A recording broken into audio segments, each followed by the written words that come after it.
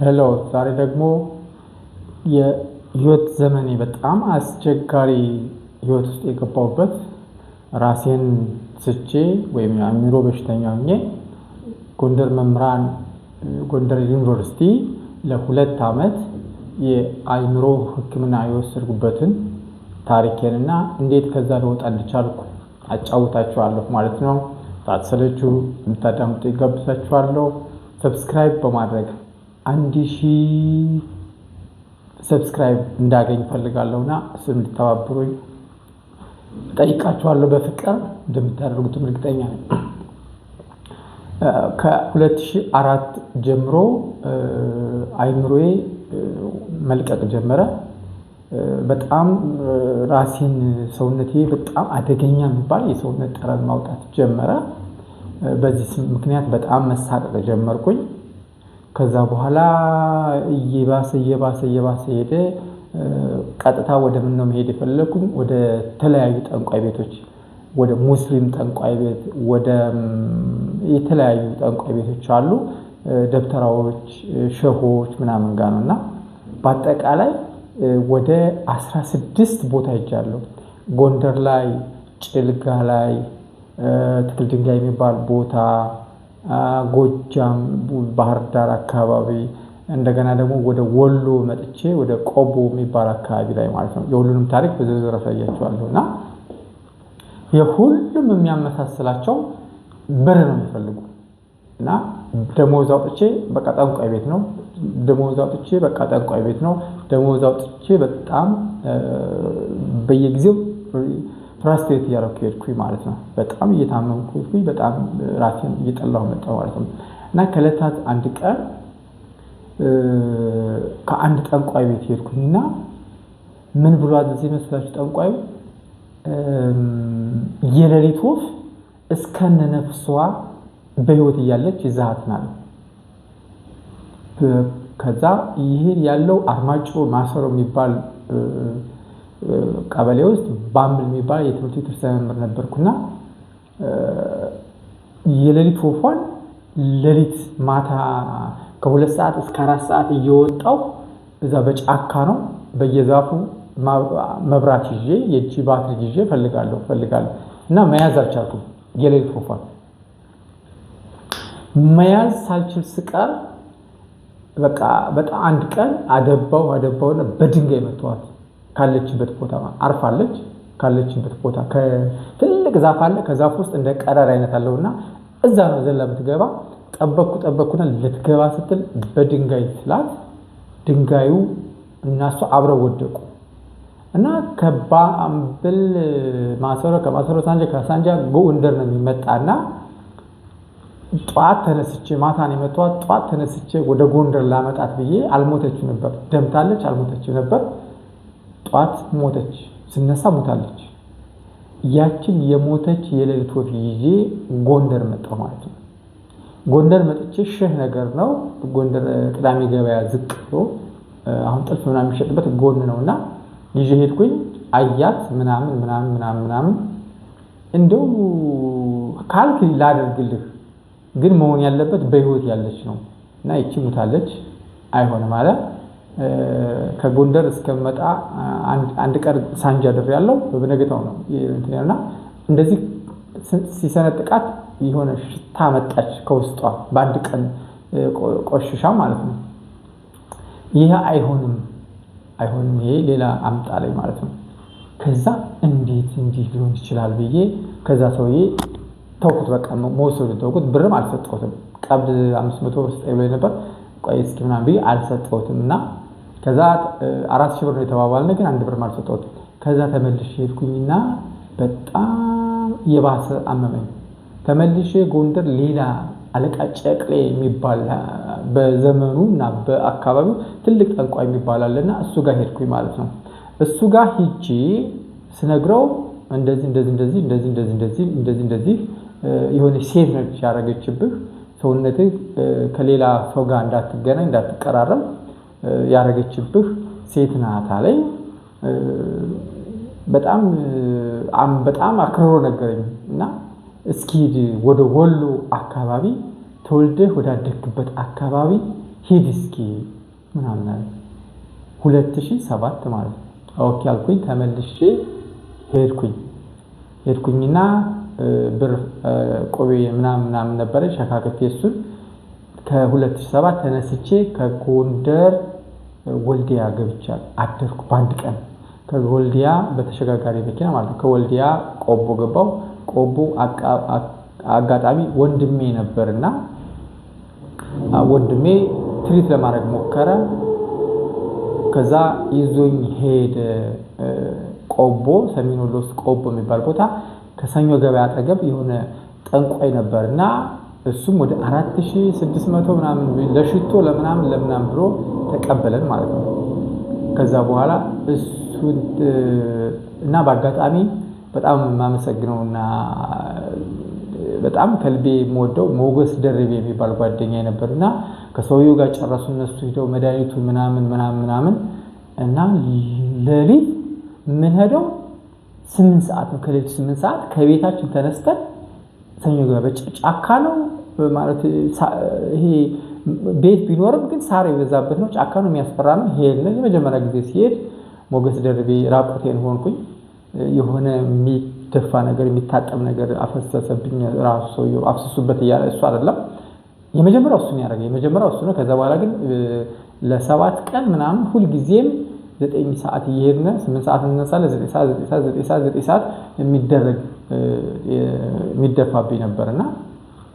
ተደረገ ግን ሊሻለኝ አልቻለም በጣም አስቸገርኩት ወንድሜን በጣም እንትን ከዛ በኋላ 2007 ተመልሼ ወደ ጎንደር ሄድኩኝ ወደ ስራ ቦታ ሄድኩ ማለት ነው ስራ ቦታ ሄድኩኝ 2008 ሲሆን ወደ ሳንጃ የሚባል ሃይ ስኩል ተመደብኩኝ ማለት ነው በዛን ጊዜ በጣም ፍራስትሬት አደረኩ የመጨረሻ አንድ ቀን ጎንደር ሆስፒታል ገባሁ አሞኝ ማለት ነው ፊዚካሊ ደህና ነኝ ግን አይምሮዬ በጣም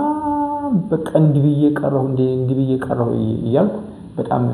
ሳቀቅ ነበር በጣም በሳጭ ነበር ማለት ነው 2008 ጎንደር ሆስፒታል ገባሁና የውስጥ ደዌ ህክምና ክፍል አስገቡኝ ማለት ነው እንደዚህ ያመኛል ብያቸው አንደኛው ከአንገት በላይ ይግባ ሲል አንደኛው የአንገት በላይ ምን ያስገባው በደንብ የተናገረ ነው እስኪ መጀመሪያ ብለው የውስጥ ደዌ ያስገቡኝና የውስጥ ደዌ ስመረመር ደም ሽንት የሚባለው ነገር ተመረመርኩ ምንም የለብም ሲለኝ እዛው አለቀስኩ በቃ ሆስፒታል ውስጥ ማለት ነው ብዙ ሰዎች ወረፋም ይዟሉ የዩኒቨርሲቲውን ተማሪዎች አሉ ዶክተሮች አሉ ሌላ ሰው ሊያክሙ የተዘጋጁ በአጋጣሚ በጣም ብዙ ሐኪሞች ነበሩና አለቀስኩ ስቅስቅ ብዬ ሳለቅስ የሚያክመኝ ዶክተር አይ ይሄ ወደ ሳይካትራ ይግባ የአእምሮ ህክምና ነው ይሆናልና ወደ ሳይካትራ መራይ ማለት ነው እና ራሱ ዶክተሩ ወጥቶ አሳየኝ በዚህ ጋር ጥፍለን እዚህ ጋር ቁጥሩ ምናምን ነገረኝና ጎንደር የአእምሮ ህክምና ውስጥ ገባሁ ማለት ነው የአእምሮ ህክምና ውስጥ ገብቼ የአእምሮ ህክምናው ዶክተሩ ሲያየኝ የምናገረው ምንም ችግር የለበትም አቀላጥፌ ነው የምናገር የሚጠይቀኝ በትክክል ነው የምመልሰው እና ምንድነው ችግር ይሄንን ያክል እዚህ ደረጃ ያደረሰ ምንድነው ብሎ ዶክተር ሲጠይቀኝ በቃ እኔ ራሴን ጠብቃለሁ ራሴን ፈቃለሁ ሰውነቴን ታጠባለሁ በትክክል ገላዬን በትክክል ታጠባለሁ ልብሴን ተኩሼ ነው የምለብስ ግን ከሰው ጋር ስቀላቀል እጅግ በጣም አደገኛ የሆነ ከሰውነቴ የሚወጣ መጥፎ ጠረን አለ በዛ ምክንያት እየተሳቀቅኩ ነው በዛ ምክንያት ከሰዎች ጋር መቀራረብ አልቻልኩም በዛ ምክንያት ስራዬ ላይ ተጽዕኖ አሳድሮብኛል ስለው ቀላል ምናምን አለና ተጠግቶ አየኝ ምናምን ይሄ የመንፈሳዊ አሰራር ነው እንጂ የበሽታ ማለት የፊዚካል ችግር የለብም የመንፈሳዊ ችግር ነው ስለዚህ ይሄንን ብሎ የሚጸልዩልህ ካለ በመታመልከው ሃይማኖት ይጸልዩልህ ምናምን አለ ማለት ነው ከዛ ግን ለእንትኖም በቃ 1.5 ዶዝ የሆነ መድኃኒት እንሰጣለን አለና ዶክተሩ ከልጅነቴ ጀምሮ እስከዛ ጊዜ የነበረኝ እንትን መጠይቅ እየሞላ አስተዳደግ እንዳደው እንደተማርኩ የነበረኝ የፍቅር ታሪኬ የመውጣት የሞደቄ የምናምን ሁሉ በትክክል አዳማጠና ሌላ ከሱ የተሻለ ለንደን አካባቢ መራለስ የአእምሮ ሐኪም ነበርና እሱ ሲመጣ ደውልልሃለሁ አለና በጣም እንግዲህ ዶክተር ነው ግን ለኔ ይከታተለኝ ነበር ከዛ እሱ ከለንደን ሲመጣ ደወለልኝና አጋጣሚ ሳንጃ ነበርኩ መጣው ያኛውን ከለንደን የመጣውን ስፔሻል ሐኪም አገኘሁት ማለት ነው። ያንንም ተመሳሳይ ወረቀት ላይ እየጻፈ እኔን ኢንተርቪው አድርጎ አጠቃላይ ሙሉ ዳታ ተቀበለኝና ከ15 ቀን በኋላ እና ላይ 15 ቀን በኋላ ሲሄድ ይሄ አእምሮ ችግር ያን ያክል የለብም ግን መድኃኒቱን ተወሰነ ለ2 ዓመት ወስዷል ከዛ በኋላ እናስቆማለን ራስህን ጠብቅ በጣም ስለ ትላንትና ቢዚ አትሁን የትላንትናውን ተወውና ለነገ የሚሆኑ ነገሮችን ያረክሂድ ከዛ በኋላ እንከታተላለን አለ በጣም አመሰግኑ ያ መድኃኒት ከጀመርኩ በኋላ ያ መድኃኒት ለአእምሮ አላርም ሆነ ልክ ምሽት 2 ሰዓት ነው ወስዶና ልክ 2 ሰዓት ሲሞላ ሰዓቱ ልክ ኤሌክትሪክ እንደ ሲነካን እንደሚነዝረን ሰውነቴ ይነዝረዋል ልክ ያን መድኃኒት ስጠቀም ድክም ሚልና ሰውነቴ እንቅልፍ ይዞኝ ይሄዳል ማለት ነው ለ2 ዓመት እንደዚህ ዋጥኩ ማለት ነው በመካከል በጣም በሰጫለው በጣም እንትናለ ከዛ በኋላ ወደ የቴድኩ በጣም አልችል ስል ጎጃም አካባቢ በጣም አይደገኛ ጠንቋይ አለ ይሄ እንደ አይነት ችግር የሚፈውስ ክንታሮት ምናምን አለ ተባለና ሄድኩኝ ጎጃም ባህር ዳር ማለት ነው ባህር ዳር ሄድኩኝ አፈላልጌ አገኘሁት መርጌታ ናቸው እሳቸው የሆነች ብርጭቆ ነገር እንደዚህ አድርገው ነው የሚያዩ እንደዚህ ያስጠግተው ምናምን ነገር ነው የሚያዩና አዩ ተመሳሳይ ነገር ነው የሰው እጅ ነው እንጂ አንተ የጤና ችግር የለብህም እንደዚህ አድርግ ብለው የሚታጠን መድኃኒት ሰጡኝ የሚታጠን መድኃኒት ሰጡኝ በቃ ችግሩ እነዚህ ጠንቋይ ናቸው ደብተራ ናቸው ወይ ሸክ ናቸው ተብለው የሚሰጡኝ መድኃኒት እንኳን በአግባቡ አልጨረስኩም ጀምራለሁ አቋርጧል እንጂ ሁሉንም አንዱን መድኃኒት በትክክለኛው ሰዓትና በትክክለኛው መጠን ጨርሼ አላቅም በዛ ቀጠለ ማለት ነው ከ2008 የጀመሩት መድኃኒት 2009 መጨረሻ ላይ አማክሬ ሐኪሞችን ጨረስኩኝ ከዛ በኋላ ተጉዤ ዝውውር ሞልቼ ወደ ወሎ መጣሁ ማለት ነው 2013 ወሎ 2014 ለስራ ዝውውር የመምራ ዝውውር ከጎንደር ወደ ጉባላፍቶ ወረዳ ሐራ የሚባል ትምህርት ቤት ተመደቡ ከዛ ወደ ወልዲያ ከተማ ገባው ወልዲያ ከተማ እያስተማርኩ እገኛለሁ ማለት ነው በዚህ ህይወት ምስቅልቅል ሰዎች እንዲረዱኝ የምፈልገው ነገር የዚህ ሁሉ መንስኤ ምንድነው በየራሴን ስጠይቅ 1994 የ10ኛ ክፍል ተማሪ ሳለው የሆነ ሰው እዚህ ጋር አምጥቶ በባዝሊን ያስነካኝ ነገር እኔ ልጅ ስለሆንኩኝ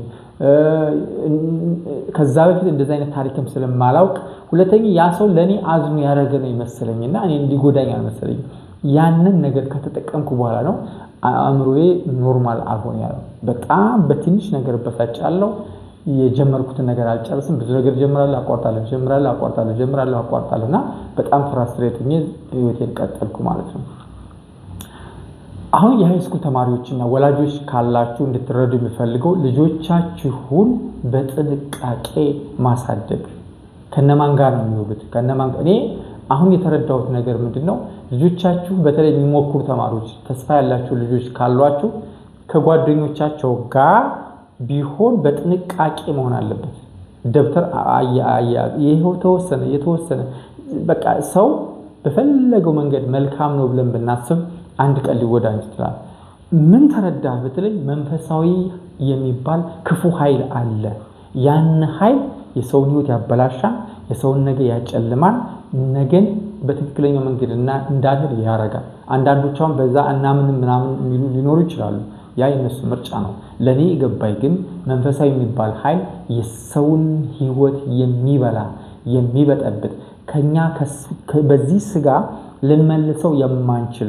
ሌላ መንፈሳዊ ኃይል እስካልተደገፍንና ያ በዛ እስካልተማመን ድረስ በፊዚካል በስጋችን ልንቋቋመው የማንችል ከፍተኛ የሆነ ኃይል ያለው መጥፎ መንፈሳዊ ኃይል እንዳለን ተረድቻለሁ እሱ ነገር ሰው ይጎዳል የነገ ጉዟችን ያጨልማል ማለት ነው ወዳችኋለሁ አመሰግናለሁ ይሄንን ሰብስክራይብ በማድረግ ልተባበሩኝ ጠይቃችኋለሁ ከዚህ በኋላ ግን ትላንትና የወደቁባቸውና ያለፍኩባቸው መንገዶች ሁሉ በተሻለ ንባብና በተሻለ እንትን ያዘጋጀው የተሻለ ዩቲዩብ ስለማዘጋጅ ሰብስክራይብ ላይክ እና ሼር ማድረግ እንዳይረሱ ወዳችኋለሁ Thank you